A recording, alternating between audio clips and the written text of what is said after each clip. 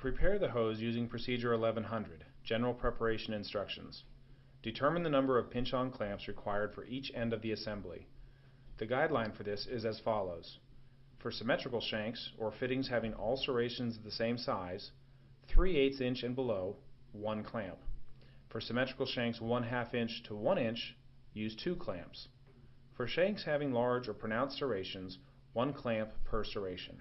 Measure the hose outside diameter. Select the clamp that has a nominal size closest to the hose OD just measured. For single ear, single clamp installations, as shown here, place a mark on the hose that corresponds with the point of the last serration.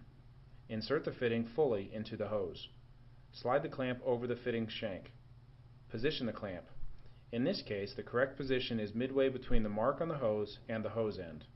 Using a pinch-on clamp tool, grab the indents on both sides of the ear, make sure the clamp is in position, then squeeze the tool. Pinch the clamp ear as tight as possible without damaging the clamp. The indents on both sides of the clamp ear may or may not touch. If the clamp is visibly embedded into the hose, the installation was successful. For double ear clamps, repeat the insertion and positioning process as for single ear clamps. Pinch one ear fully closed. Grab the second ear and pinch it fully closed.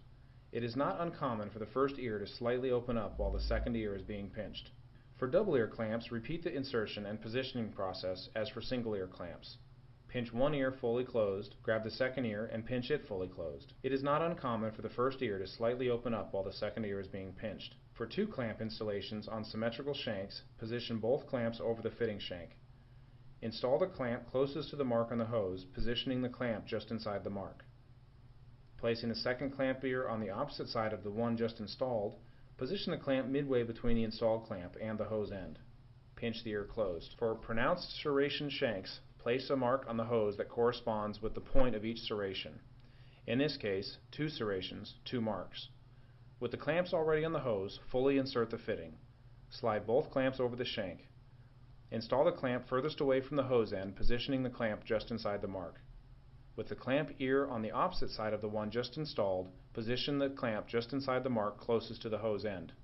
Install the clamp. For fittings with a single pronounced serration, place a mark on the hose that corresponds with the point of the serration. With the clamp on the hose, insert the fitting. Slide the clamp over the shank. Position the clamp just inside the mark on the hose and install it.